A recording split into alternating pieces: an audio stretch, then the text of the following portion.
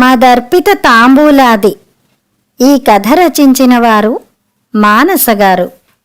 ఈ కథ నవ్య వారపత్రికలో 2012లో నాకు నచ్చిన నా కథ శీర్షికలో ప్రచురితమైంది.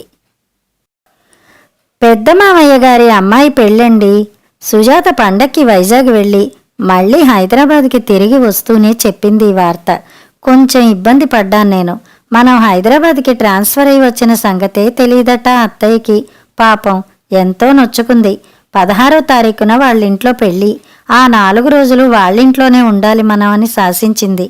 ఊళ్ళోకొచ్చాం, బాగుండదు, అత్తయ్య వాళ్ళింటికి తీసుకెళ్ళండి బాబు అంటూ పోరుతూనే ఉన్నానా. తీసుకెళ్లారు కాదు. వైజాగ్లో పెళ్లి పిలుపులకి అమ్మ వాళ్ళింటికి వచ్చి నన్ను పలకరించేసరికి సగం ప్రాణం చచ్చిపోయింది నాకు.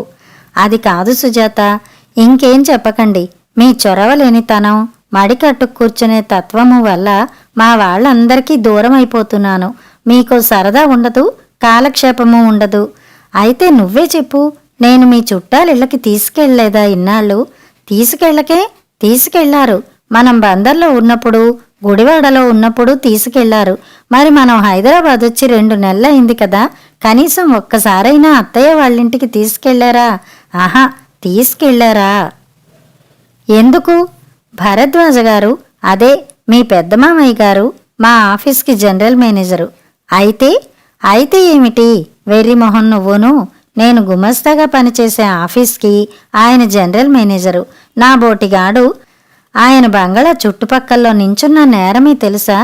అదే ఆ ఇన్ఫీరియారిటీ కాంప్లెక్సే మిమ్మల్ని, మీతో పాటు నన్ను ముంచుతోంది. మావయ్య ఎంత కలుపుగోరుగా ఉంటాడో, అత్తయ్య ఎంత ఆప్యాయంగా చూస్తుందో ఎన్నిసార్లు చెప్పాను మీకు.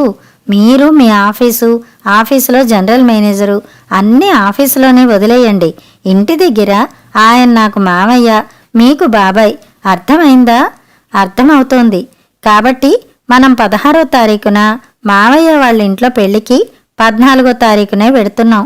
4 రోజులందే అత్తయ్య, కానీ 3 రోజులతోనే సరిపెడదామనుకుంటున్నాను. కాదు, 1 రోజు కాదు, 3 రోజులు. కాదు సుజాత, కాదు 3 రోజులు అంటూ వంటింట్లోకి వెళ్ళిపోయిన సుజాతను చూస్తుంటే ఆఫీసులో బాసే జ్ఞాపకం వచ్చాడు ఉన్నట్టుండి. వెధవ ఆఫీసు, వెధవ పని ఎప్పుడూ ఉండేవేలే. జిఎం గారి బంధువి, ఆయన ఇంట్లో పెళ్లి జరుగుతుంటే నువ్విక్కడ కూర్చుని గాడిద చాకిరీ చేస్తున్నావని తెలిస్తే నీకు సెలవు ఇవ్వక రాసి రంపాన పెడుతున్నానని నా మీద కోపం రావచ్చు ఆయనకి. నాకెందుకు నాయనా ఆ మాట? వెళ్ళు 2 రోజులు కాదు 4 రోజులు ముందుగానే వెళ్ళు అంటూ నన్ను బుజ్జగించడం. బాబూ, సీట్లో పని చాలా ఉండిపోయింది, 1 రోజు సెలవు చాలు సార్ అని నే బతిమాలడం.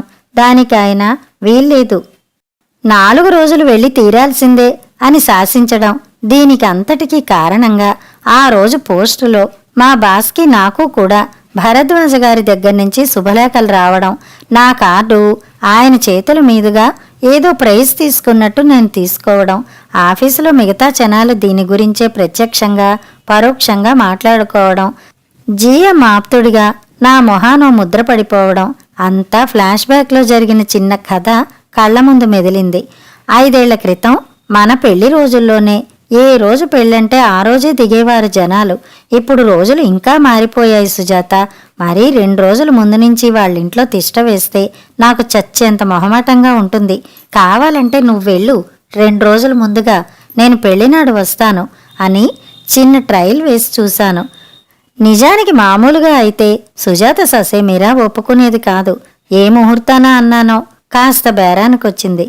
సరే, నేను 2 రోజుల ముందు వెడతాను, మీరు మాత్రం ఓ రోజు ముందు రావాలి, సరేనా? అది కాదు సుజాత, ఇక లాభం లేదు మరి. సరేలే, అలాగే. కొంగు నడుంకి బిగించి కట్టి వడ్డంలో బిజీగా ఉంది సుజాత. నీ వెళ్లేసరికి ఆలస్యంగా వెళ్ళినందుకు నన్ను నేనే తిట్టుకుంటుండగా సుజాత నా గురించే కాబోలు ఆ మధ్యవయస్కురాలికి చెప్పింది. రాకెట్లా వచ్చేసిందావిడ నా మీదకి. పరాయిల్లా నాయనా, మొహమాట పడుతూ వరండాలో ఉండిపోయావు, పద కాళ్ళు కడుక్కో అని మాట పూర్తి చెయ్యలేదు సుజాత అరుపు అక్కడి నుంచి. మా అత్తయ్యండి అని. నమస్కారమండి అన్నాను సభ్యతకి. మనలో మనకి నమస్కారాలేవండి నాయనా, ముందు భోజనానికి కూర్చో. అరక్షణంలో కాళ్ళు కడుక్కుని సెటిల్ అయిపోయాను విస్తరు ముందు. చుట్టూ చూశాను. మా ఆవిడ, నా ఎదురు పంక్తిలో చివర కూర్చున్న మా జిఎం భరద్వాజ గారు తప్పించి మరో మొహం తెలీదు నాకు. మారు కావాలా? మొహమాట పడకండి, మరో లడ్డూ వేసుకోండి. విస్తర్లో ఏది పారేయడానికి వీల్లేదు లాంటి అరుపులతో కేకలతో గోలగోలగా ఉంది. ఎవరికి వాళ్ళు కబుర్లు చెప్పుకుంటూ తినేస్తున్నారు. కబుర్లు చెప్పడానికి కంపెనీ లేదు కాబట్టి తిండి ఝాసలోనే పడ్డాను నేను. అమ్మాయి సుజాత, కాసని మంచినీళ్లు పొయ్యమ్మా. భరద్వాజ గారి గొంతుక వినేసరికి గగుర్పాటు కలిగింది నాకు. 1 మినిట్ పెద్ద మావయ్య అంటూ వడ్డిస్తున్న గిన్నెనో పక్కన పెట్టి మంచినీళ్లు తెచ్చిపోస్తూ నా గురించి ఎత్తింది కాబోలు. ఎక్కడమ్మా మీ ఆయన? కనపడ్రే, నిజంగా వచ్చారా అని ఆయన అనడం, నేను కంగారుగా అంట్ల చేత్తోనే ఓ నమస్కారం పెట్టడం ఒక క్షణంలో జరిగిపోయాయి. హవార్యూ మూర్తిగారు? వెరీ గుడ్, ఆలస్యంగానైనా వచ్చారు. ఐఆమ్ వెరీ హ్యాపీ అన్నారు. నోట మాట పడిపోయి చిన్నగా నవ్వాను. నిజానికి ఆయనతో మాట్లాడడం కాదు, చూసే అవకాశమే రాదు నాకు. అదే ఆలోచనలో పడ్డ నాకు దాదాపు మతి చెల్లించింది. చూడు సుజాత, నాకు వడ్డించడానికి మీ అత్తయ్య ఉంది. నువ్వు ముందెళ్ళి అబ్బాయికి ఏం కావాలో కనుక్కో.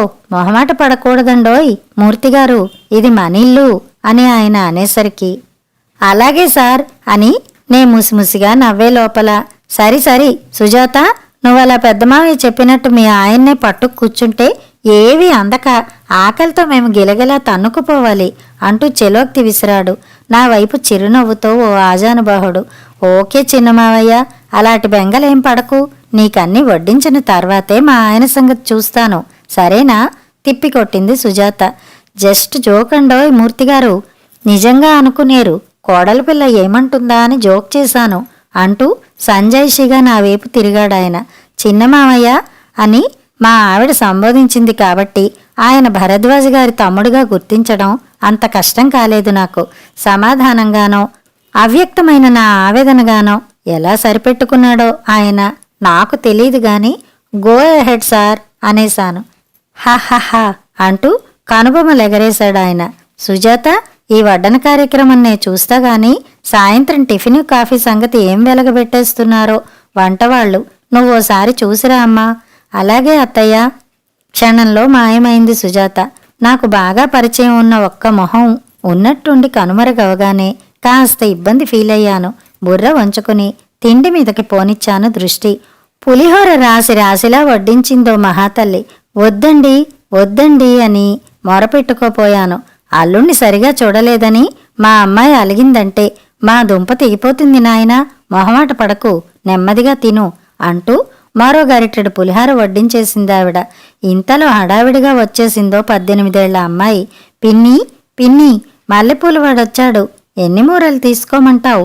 పెళ్లిదండలు ఎన్నింటిని తీసుకురావాలని అడుగుతున్నాడు. మల్లెపూలా? ఆ లెక్కలన్నీ సుజాతకే తెలుసు. వెళ్ళు, పెరట్లో ఉందది. ఆ వచ్చిన అమ్మాయికి నేను దొరకలేదు కాబట్టి బతికిపోయాను. సుజాత ఫైనల్ రౌండు బలవంతంగా వేసింది లడ్డూలందరికీ. నాకింకో 2 వెయ్యమని ఏకకంఠంతో అరిచారు భరద్వాజ గారు, ఆయన తమ్ముడు. పీకదాకా తినేదాకా వదిలిపెట్టలేదు. భోజనాలయ్యాయి. లేచి గభాలన పారిపోదామనుకున్నాను. నా ప్రయత్నం గమనించినట్టుంది సుజాత. అర్జెంటుగా వచ్చి బ్రేక్ వేసింది. మా పెద్ద బావ చిన్న బావ మీ గురించి ఒకటే అడగడం. విశాల్ అయితే అన్నయ్యని చూపించవే అన్నయ్యని చూపించవే అని వేపుకు తినేస్తోంది. వాళ్ళు ముగ్గురు బయటికెళ్లారు పిలుపులకి, రిసెప్షన్ అరేంజ్మెంట్స్కి. కాసేపు అలా సోఫాలో రెస్ట్ తీసుకోండి, 5 మినిట్స్లో వచ్చేస్తా. నలుగురం కలిసాం కాబట్టి కాస్త సరదాగా కాలక్షేపం చెయ్యొచ్చు. ముందు కూర్చోండి. హాయిగా రాత్రి తాజులో తినేసి రేపొద్దున్నే వస్తాను గాని నన్ను వదిలేయి అందామనుకున్నాను. సుజాత నాకా ఛాన్స్ ఇవ్వలేదు. పైగా చెయ్యి పుచ్చుకొని లాక్కెళ్ళిపోయింది. భుక్తాయాసం తీర్చుకుంటున్న ఓ స్థూలకాయుడి దగ్గరికి. నన్ను చూడగానే లేచి నిల్చోబోయాడాయన. పర్వాలేదు బాబాయ్ అంటూ భుజం పట్టుకుని కూర్చోపెట్టేసింది సుజాత. రండి రండి, I am Rajarao from ILTD Guntur అంటూ షేక్ హ్యాండ్ ఇచ్చాడు. వెరీ నైస్, ఐఆమ్ మూర్తి సార్ అన్నాను నేను. సుజాత పెరిగి పెద్దదై ఇంతదైపోయిందంటే చాలా ఆశ్చర్యంగా ఉంటుంది నాకు. గౌన్లు వేసుకుని తిరుగుతూ బాబాయ్ బాబాయ్ అనే చిన్నపిల్లలానే అనిపిస్తుంది నాకు. వెధవది, ఎప్పుడు తీరుబాటు ఉందండి, ఎప్పుడు క్యాంపులు, పని ఒత్తిడి. పేరుకి అయిన వాళ్ళమని గాని ఎప్పుడో ఇలా ఒకటి అరా పెళ్లిళ్లలో కలుసుకునే అవకాశం తప్పించి విడిగా మిస్ అయిపోతున్నా బంధువులనంతా. ఏమ్మా సుజాత, నువ్వైనా చెప్పొచ్చుగా మూర్తిగారికి. You are most welcome to Guntur sir, మీరు రావాలి. అదే చెప్పాను అమ్మాయికి నిన్న.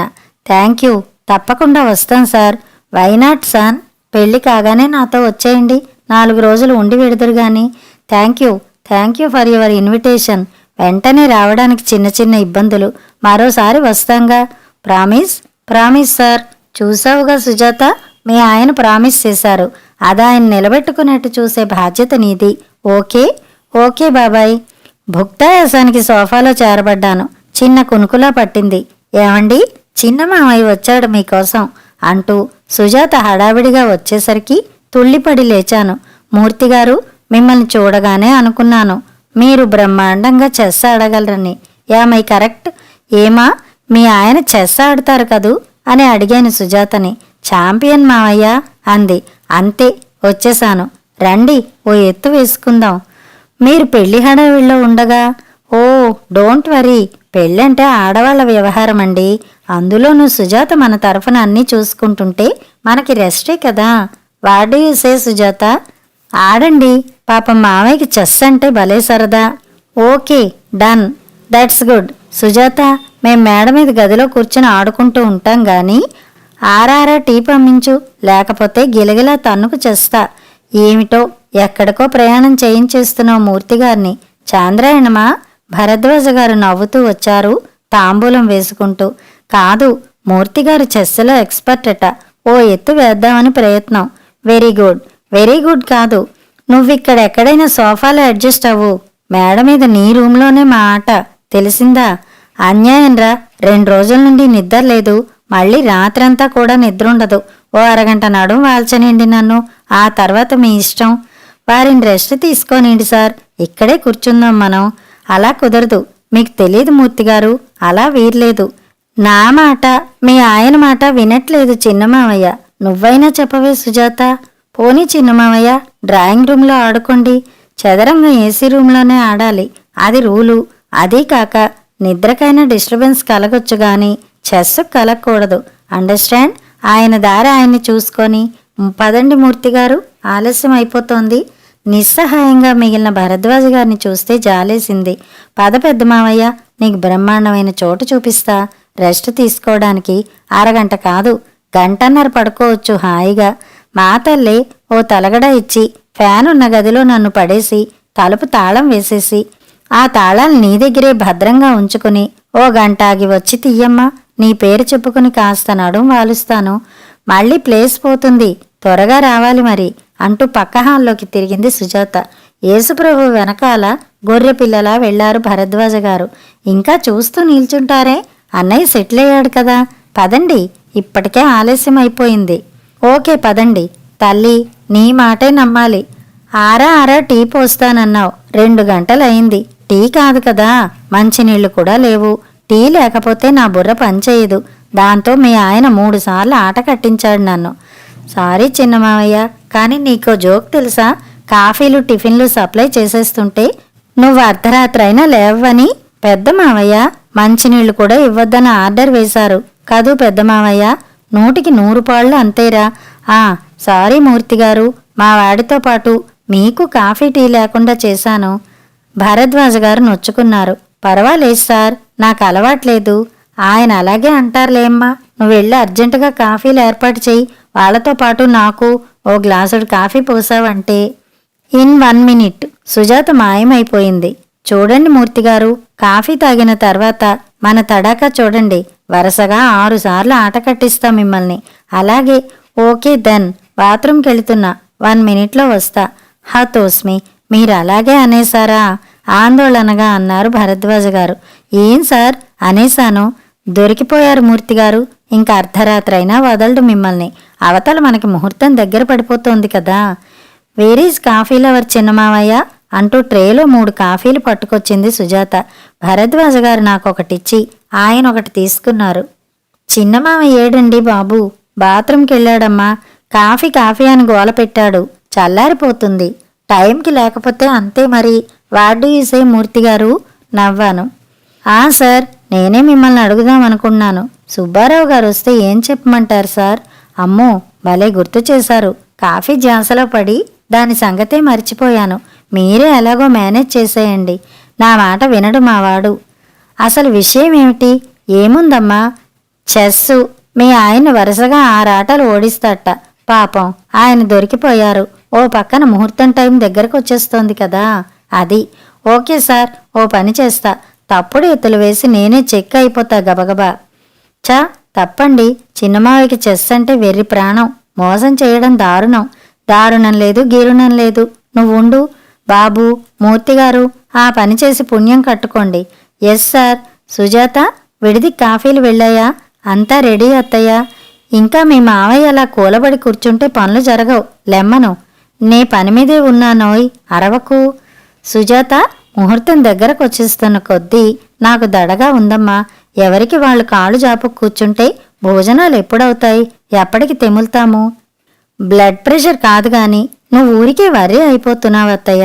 నీకు అలాగే అనిపిస్తుందమ్మా. సంబంధం కుదిరిన దగ్గర నుంచి మగపెళ్లి వాళ్ళంటే హడలు చేస్తున్నానా? అలాగే జరుగుతోంది. బాబిగాడికి ఏం రోగమని చెప్పు. మగపెళ్లి వాళ్ళు కారు పంపించమంటే పంపడం మానేసి బస్కీలు తీయడానికి పోయాడు. ఇంట్లో శుభకార్యంతో సతమతమవుతుంటే ఓ రోజు మానేస్తేనే బోడి కసరత్తు వీడును.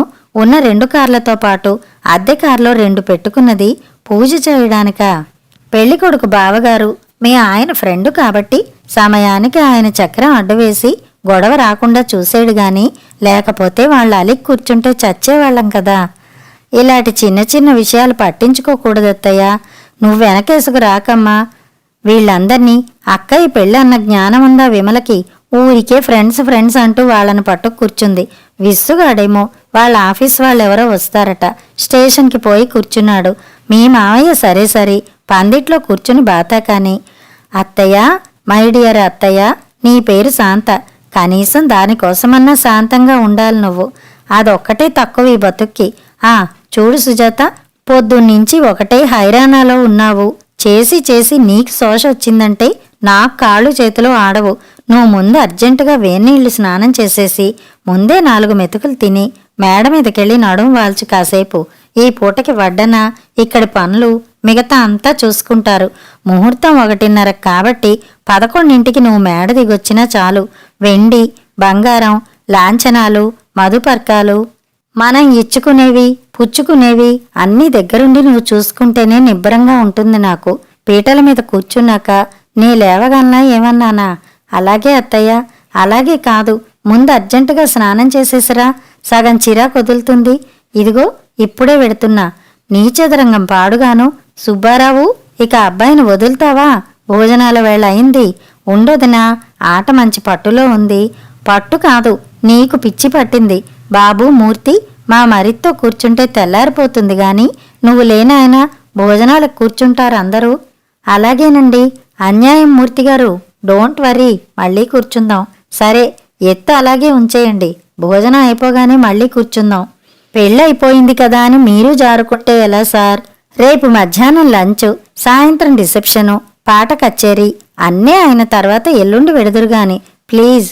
భరద్వాజ్ గారి మాటకి ఎలా ఎదురు చెప్పాలా అని నే సందిగ్ధంలో ఉండగా నేను ఆయన్ని చెస్ కోసం 2 రోజులు కిడ్నాప్ చేసేస్తుంటే ఎక్కడికో వెళ్ళిపోతాడని వర్రీ అయిపోతావేమిటన్నయ్యా అంటూ తగులుకున్నాడు సుబ్బారావు.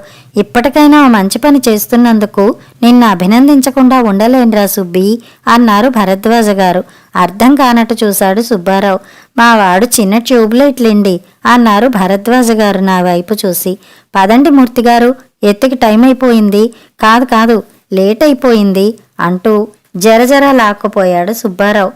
24 గంటల్లో దాదాపు 20 గంటలు చెస్ ఆడితే గాని వదిలిపెట్టాడు కాదు సుబ్బారావు. విసుగొచ్చేసింది నాకు. భరద్వాజ గారి మాట కాదనలేక ఉండిపోయాను గాని లేకపోతే జారుకునేవాణ్ణే.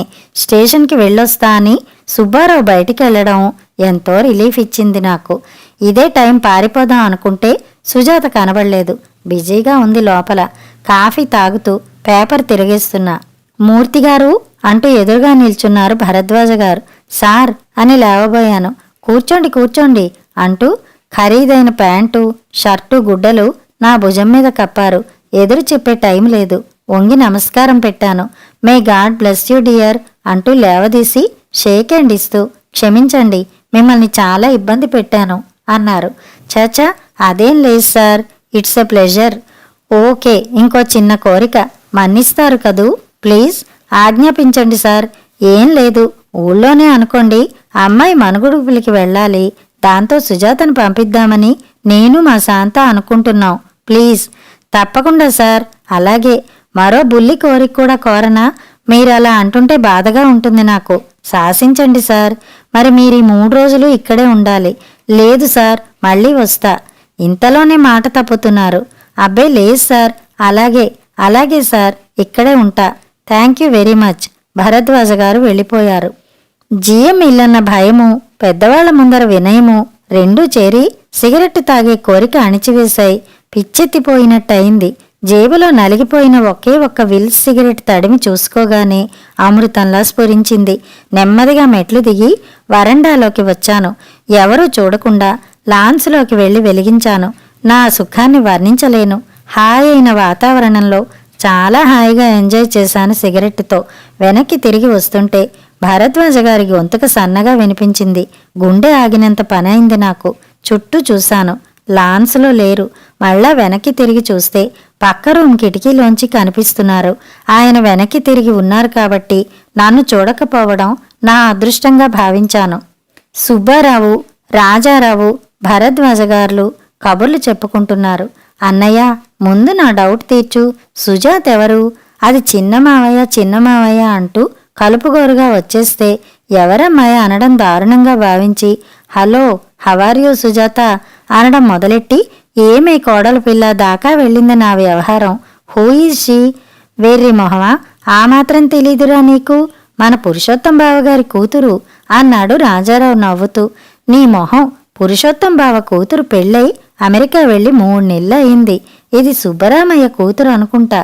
అనుకుంటా ఏమిటన్నయ్య, నీకు తెలీదా? సరి సరి, అది హలో పెద్ద మావయ్య అంటూ నన్ను గుర్తుపడుతూ వచ్చి మావయ్య అంటూ కాళ్ళకి దండం పెట్టేస్తే గాడ్ బ్లెస్ యూ డియర్ అన్నానే గాని ఎవరమ్మా నువ్వు అనలేకపోయాను. ఆ డౌట్ నాకలా ఉండిపోయింది. బావిగాన్ని మిమ్మల్ని అడిగాను, తెలీదన్నారు. మీ వదిన్ని అడుగుదామంటే వంటింట్లోనో పెరట్లోనో ఎక్కడో కూర్చుంటుంది. పైగా మేడ మీదకి ఎక్కలేదు. ఆవిడ కనపడ్డప్పుడు నాకు గుర్తురాదు. గుర్తొచ్చినప్పుడు మీ వదిన కనబడదు. ఆ తర్వాతంతా హడావిడి. వదినకి 1/2 డజన్ అన్నదమ్ములు, మరో డజన్ కజిన్ బ్రదర్సు. ఎవరమ్మాయో నీకు తెలీదు, మాకు తెలీదు. ఫన్నీగా భలేగా ఉంది కదన్నయ్య. ఇంకా ఈ డౌట్ బుర్రలో ఉంచుకోవడం దారుణం. వెళ్ళు సుబ్బి, అర్జెంటుగా వదిన్ని పిలు, డౌట్ తీరిపోతుంది. అలాగే అన్నయ్య. పిలిచారా అంటూ వచ్చింది శాంతమ్మగారు. సుజాత్ ఎవరు? ఏమిటండి చోద్యం? రామారావు గారమ్మాయి. ఏ రామారావు గారు? విశాఖపట్నం రామారావా? అబ్బా, అన్నీ మతిమరిపే మీకు. 20 ఏళ్ల క్రితం అక్కడ చెంగల్రావుపేటలో మనం అద్దెకుంటున్నప్పుడు పక్క ఇంట్లో ఉండేవారే, వాళ్ళింట్లో మనం మంచినీళ్లు కూడా పట్టుకునేవాళ్ళం. ఎంతో కలుపుగోలుగా ఉండేవాళ్ళు. జానకమ్మ గారు, రామారావు గారు వాళ్ళమ్మాయండి. 7-8 ఏళ్లు దానికప్పుడు. పెద్దమావయ్య అంటూ ఎప్పుడు మీ దగ్గరే ఉండేది కదండి సుజాత. దానికి రోజు బిళ్ళలు బిస్కెట్లు తెచ్చేవారు మీరు. ఆ అమ్మాయా? ఊసి ఎంతదైపోయింది. నామతి మరుపు మండ. చ, అది పెద్దమావయ్య అంటూ ఆత్మీయంగా నా దగ్గరికి రావడం నేనసలు గుర్తే పట్టకపోవడం దారుణం. ఇంకా నయం. ఎవరమ్మా నువ్వు అనలేదు నేను. లేకపోతే పిచ్చి తల్లి ఎంత నొచ్చుకునేదో. నాకు గుర్తొస్తోందన్నయ్య. చిన్నమావయ్య గచ్చకాయలాడవా అంటూ వచ్చేది. ఇంతలో ఎంతైపోయింది. మొన్న విశాఖపట్నం వెళ్ళినప్పుడు వాళ్ళింటికి వెళ్ళానా, ప్రాణం పెట్టారు జానకమ్మగారు, రామారావు గారు. కొత్తగా చూసింది సుజాత నన్ను. నేనమ్మా శాంతమ్మని, పెద్దత్తయ్యని అంటే ఓ క్షణం తటపటాయిస్తూ చూసి ఓ లీలగా జ్ఞాపకం తెచ్చుకుని అంతలోనే సంబరపడిపోయి అత్తయ్య అంటూ వాటేసుకుంది పిచ్చిపిల్ల. అసలు మిమ్మల్ని తలవని రోజుండదు. కాకపోతే మీరు బాగా మారిపోయారు అత్తయ్య. అందుకే వెంటనే గుర్తుపట్టలేకపోయాను. మేము హైదరాబాద్కి ట్రాన్స్ఫర్ అయి వచ్చి కూడా మిమ్మల్ని కలవలేకపోయాను. క్షమించండి అత్తయ్య. ఎప్పటికప్పుడు ఏదో వీలు కాకపోవడం అంటూ నొచ్చుకుని 20 ఏళ్ల నాటి ముచ్చట్లన్నీ గుర్తు తెచ్చుకుని నిన్న మొన్న జరిగినట్టు మరీ చెప్పిందండి. పెద్ద మామయ్య ఎలా ఉన్నారు, చిన్న మామయ్య ఎలా ఉన్నాడు, సుబ్బారావు బాబాయ్ ఎలా ఉన్నాడు అంటూ మనిషి మనిషి గురించి అడిగిందండి. మనమంతా గుర్తేదానికి. Very good. ఇంతకీ ఆ మూర్తి ఏం చేస్తుంటాడు? అరే, మీ మతి మెడ్రాస్ వెళ్ళిపోయిందండి. వైజాగ్ నుంచి రాగానే చెప్పానా అతను మీ ఆఫీసులోనే ఓ దాంట్లో గుమస్తా అని. రియల్లీ? ఆశ్చర్యం కాదు, దాదాపు అరిచారు భరద్వాజ గారు. ఎవరు పిలిచారు వాళ్ళని? ఎవరు పిలవడం ఏమిటండి, వారం రోజుల ముందే రావాలే తల్లి అని నేను బొట్టు పెట్టి మరీ చెప్పాను దానికి. కార్డు 4 పాటు పంపాడు బాబిగాడు. అతనెవరో మన ఆత్మబంధువు అనుకుని మర్యాదలు చేశాను. రేపీ పరిచయం పెట్టుకుని ఒక గుమస్తా, ఆఫ్టర్ ఆల్ ఒక బ్రాంచిలో ఓ మూల కూర్చునేవాడు బాబాయ్ అంటూ నా గదిలోకి చొరబడితే నా గతేం కావాలి? What will be my position? అవునన్నయ్య, ప్రమోషన్లకి కాకాలకి ఇలాగే వస్తారు జనాలు. నో, అయిపోయిందేదో అయిపోయింది, పంపించేయి వాళ్ళని. అర్జెంటుగా పంపించేయి. దాదాపు అరుస్తున్నారు భరద్వాజ గారు. బాగుందండి చోద్యం, పిల్లతో మనుగుడుపులకి వెళ్లేదాన్ని. అదేం వెళ్ళక్కర్లేదు. లేకపోతే ఎవరెళ్తారు? ఎవరో ఒకళ్ళు వెళ్తారు. సుబ్బిగాడి భార్య వెడుతుంది. సరేనా? సారీ అన్నయ్య, నేను శ్యామల బెంగుళూరు వెళ్ళాలి. మీ ఆవిడ్ని పంపించరా రాజారావు? తనకు కుదరదన్నయ్య. ఓకే ఓకే, అయితే నువ్వెళ్ళు. నేనా? అవును నువ్వే. నీ కూతురు మనుగుడుపులేగా. ఈ బ్లడ్ ప్రెషర్తో, ఈ డయాబెటీస్తో, ఈ కీళ్ల జబ్బుతో నేనా వెళ్ళేది? మతుండే మాట్లాడుతున్నారా? డామిట్, అసలు మనుగుడుపులే లేవు. అమ్మాయిని ఒక్కదాన్నే పంపు. అదేమిటండి దిక్కులేని వాళ్లలాగా? సరే, సుజాతని పంపు. అది మళ్ళీ రానక్కర్లేదు ఇక్కడికి. అట్నుంచి అటే వెళ్ళమను. ఆ మూర్తిగాడిని ఎలా పంపిస్తారో నాకు తెలీదు. వాడి మొహం మళ్ళీ చూడకూడదు నేను. ఓకే, ఇంకెళ్ళు. వెళ్ళు, విసిగించక. నన్ను నేను గిల్లి చూసుకున్నాను. నిజమే, కల కాదు. జియం మొహం చింతనిప్పులా ఉంది. సంభాషణ జరుగుతున్నంతసేపు శిలలా నిల్చునే ఉన్నాను. చెవుల్ని ఈ గదికి అంకితం చేస్తే నా కళ్ళు మాత్రం పక్క రూంలో సుజాత మీదే కేంద్రీకరించబడ్డాయి. లీలగా చెమర్చిన ఆమె కళ్ళల్లోంచి ఉన్నట్టుండి వచ్చిన వరదంతా కళ్ళారా చూశాను. అదృష్టంగా మా ఇద్దరి మధ్య సన్షేడ్ ఉండకపోతే తన్నన్ను చూసేది. భగవంతుడా, నరకాన్ని తనకు కలిగించనందుకు ఆ క్షణంలో ఆనందం వేసింది. సుజాత కింద పడున్న తమలపాకులు ఏరుకుని బ్యాగులో పెట్టుకోవడం, కుంకం భరణిలో కుంకం తీసుకుని తనకి తనే బొట్టు పెట్టుకోవడం, చీర కొంగుతో కళ్ళు ఒత్తుకుని హాలు వైపుకి నడవడం చూసిన తర్వాత నా తక్షణ కర్తవ్యం తెలిసొచ్చింది. అర్జెంటుగా గేటు దగ్గరికి పరిగెత్తి సిగరెట్ వెలిగించాను. అంతసేపు నేను ఆ పని మీదే ఉన్నట్టు, నాకేం తెలియనట్టు ఓ నిమిషం తర్వాత సుజాత వచ్చింది. పద పద, మీ మావయ్య గారి కిందాకే చెప్పేశాలే, మళ్ళీ సుబ్బారావు గారు పట్టుకుంటారు అంటూ చిరునవ్వు నవ్వాను. నిండుగా నవ్వింది సుజాత. నే జీవితాంతం సుజాతను అలాగే చూడాలి నవ్వుతూ. ఆటో పిలుస్తా ఉండు అంటూ 2 అడుగులు ముందుకి వేసి రోడ్డు వైపు చూస్తూ నిల్చున్నాను. ఓ నిమిషం గడిచింది. ఆటో దొరకలేదు. వెళ్ళొస్తామత్తయ్య, రోడ్డు మీద దొరుకుతుందిలే ఆటో అంటూ సుజాత గట్టిగా అనడం వినిపించింది. అయినా నే వెనక్కి తిరగలేదు. నాకు తెలుసు అక్కడ శాంతమ్మగారు లేరని. సుజాత కదిలింది. నెమ్మదిగా నేను ఓ అడుగు ముందుకేశాను. నే ముందు నడుస్తున్నా, వెనకాలే సుజాత నిండుగా కప్పుకుని నడుస్తోంది. ఆటో ఆటో అంటూ రోడ్డు మీదకెళ్ళి ఆటోని ఆపుచేశాను. కథ సమాప్తం.